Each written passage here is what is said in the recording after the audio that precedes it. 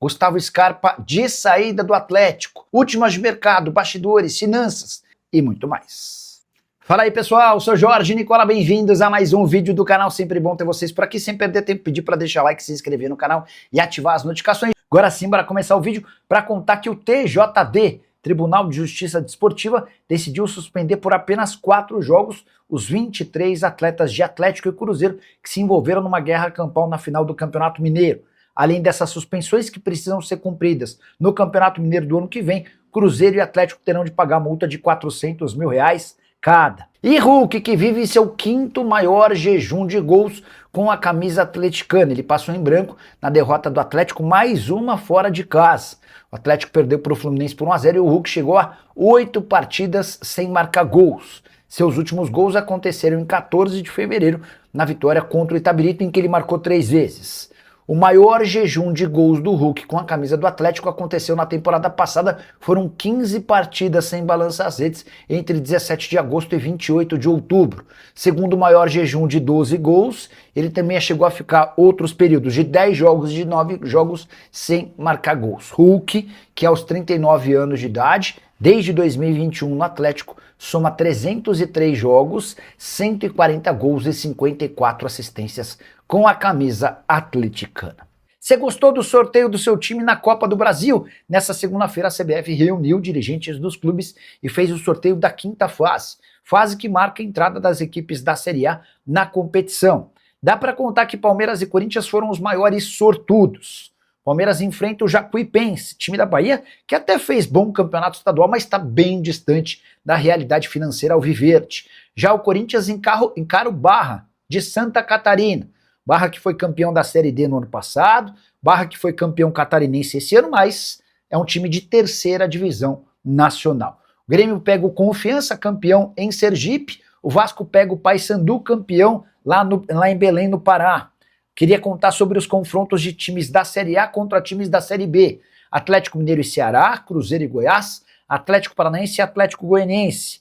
A gente ainda vai ter Fluminense e Operário, Inter e Atlético, São Paulo e Juventude. Há também jogos de times da Série A, como Flamengo e Vitória, Bahia e Remo, Botafogo e Chapecoense, Red Bull, Bragantino e Mirassol, Santos e Curitiba. Tem também um confronto de times da Série B, com Fortaleza e CRB. Quais foram os times que deram sorte? E aqueles que deram azar, já uso o espaço para comentário e registre a sua opinião, beleza? Everton Cebolinha deve jogar pouco até a janela da metade do ano. É que o atacante, cujo vínculo no Flamengo se encerra em dezembro, tem sido alvo de especulações de clubes brasileiros. E ele não pode, no Campeonato Nacional, estourar o limite de 12 partidas, que o impediria de atuar por um rival a partir do segundo semestre. Chegou a surgir nas últimas horas a notícia de que o Cruzeiro tem a intenção de contratar o Cebolinha. Confesso que ninguém no Cruzeiro me confirmou essa notícia até agora. Cebolinha que tem 5 partidas disputadas no Campeonato Nacional. Dessa maneira, ele só pode entrar em campo em mais 7 jogos até a pausa para a Copa do Mundo, que acontece entre os meses de junho e julho. Se ele disputar mais do que 12 partidas no Campeonato Brasileiro, a transferência, se acontecer na metade do ano, só vai poder ser realizada para clubes do exterior. Vale a lembrança de que o Flamengo desembolsou 13,5 milhões de euros para comprá-lo do Benfica. A ideia de vendê-lo em janeiro não rolou. E diante desse cenário, é grande a chance de o Flamengo não faturar nada ou uma quantia bem pequena, liberando o jogador com 6 meses de antecedência. Só para completar, lembrar que o Cebolinha, nas últimas 3 partidas do Flamengo sob o comando de Leonardo Jardim, em 2 delas ele nem sequer saiu do banco de reservas contra Corinthians e Botafogo. E aí? Everton Cebolinha caberia no seu clube do coração? Já usa o espaço para comentário e registra a sua opinião, beleza? Quero falar agora sobre Gustavo Scarpa, que pode estar vivendo as últimas semanas com a camisa do Atlético. Meia que é sempre defendido pelo torcedor e também por jornalistas. Por que o Scarpa não consegue jogar no Galo? Pois bem, passa técnico e entra técnico e o Scarpa sempre vive essa realidade de no máximo um 12º jogador. Com o Eduardo Domingues, o Barba, a situação parece ser a mesma. Ele nem sequer foi utilizado na vitória do Atlético contra o São Paulo no meio da semana e jogou apenas os 22 minutos finais do confronto contra o Fluminense, derrota no Rio de Janeiro. Diante desse cenário e com um custo alto, o Scarpa ganha acima de R$1 milhão por mês, o Atlético está disposto a ouvir propostas pelo Scarpa na metade do ano. A ideia não é emprestá-lo, e sim recuperar parte do investimento feito quando da sua compra junto ao futebol internacional, 5 milhões de euros foi o valor investido. Se alguém chegar perto dos 4 milhões e meio de euros, a tendência é que consiga levar Gustavo Scarpa, contrato até dezembro de 2027, temporada atual de 15 jogos, só um gol marcado e 4 assistências. Por falar em saídas, se Scarpa é uma possibilidade, dá para cravar que Júnior Alonso deixará o Clube Atlético Mineiro na metade do ano. O zagueiro paraguaio, muito contestado pelo torcedor, já tem proposta e acordo fechado com o Atlanta United. O Matheus Souza, Lucas Assad, no Galo procede. Essa é mais uma novela antiga e surgiu a especulação de que o Atlético tem interesse em contratá-lo. Vamos mandar uma mensagem para uma pessoa do Galo? Peraí.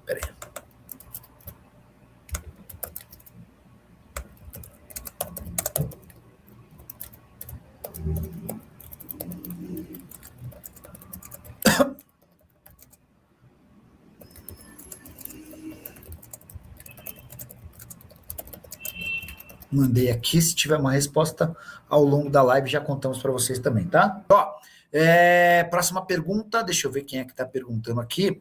O Tim Mazuca. Salve, Nicola. Alguma novidade de Fred, Torreira, Alô Mônaco e Assad no Galo? Cara, o Fred e o Torreira, todos esses que você citou só podem ser contratados a partir da metade do ano, né? São atletas que estão no exterior e a janela é aberta por aqui, é só para jogadores que atuam no futebol brasileiro. Vale a lembrança de que essa janela para o exterior abre só na metade do ano. Sobre o Fred, eu queria falar especificamente sobre o Fred. O Fred é atleticano, fanático, torcedor do Galo, nasceu em Belo Horizonte, já esteve nas categorias de base do Galo.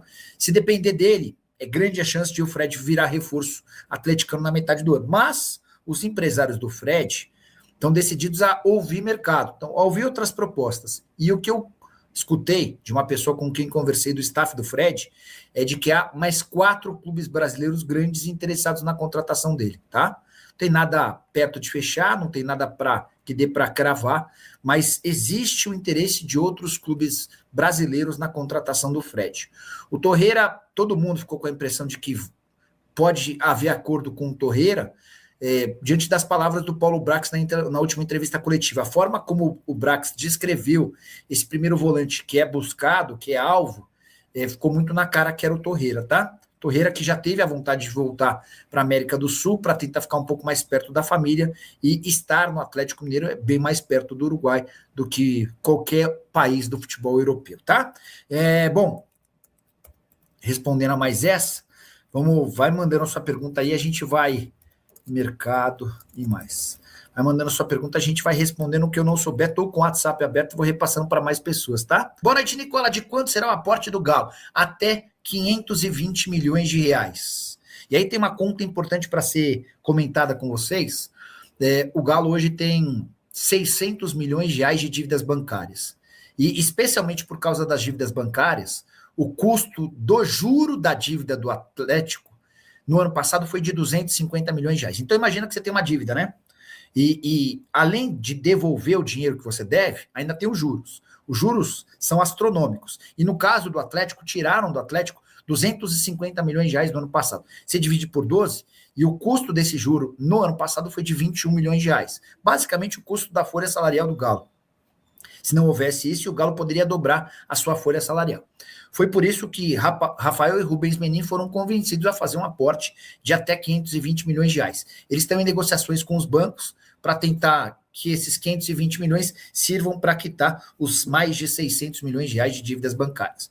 Se isso acontecer, Leandro, o Atlético deixa de ter praticamente todo esse custo de 250 milhões de reais por ano com os juros, tá? Fala, minha família, beleza? Mais um giro de notícias importante para você chegar dando um like, se inscrever no canal, ativa o sino das notificações. É muita informação do Galo, Galo doido. Valeu, um grande abraço, até o próximo vídeo.